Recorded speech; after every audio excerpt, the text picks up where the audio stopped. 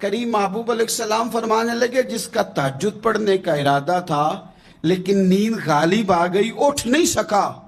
हुजूर फरमाते हैं नींद तो अब इसने पूरी कर ही ली है ना, पर इरादा था तहज्जुद पढ़ने का। तो महबूब फरमाते हैं नींद रब की तरफ से सदका हो गई और तहज्जुद का भी अल्लाह ने सवाब अता फरमा दिया।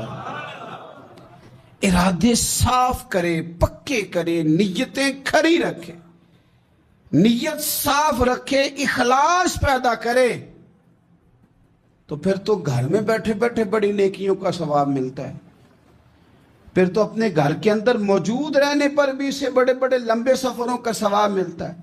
हजरत अनस बिन मालिक रदी अल्लाह तआला अन्हु फरमाते, हम तबूक से वापस आ रहे थे तो नबी पाक अलैहिस्सलाम ने फरमाया, हमारे कुछ भाई हैं भाई जो बैठे मदीने में हैं, पर हमने जो घाटी भी तय की, जो सफर भी तय किया, वो हमारे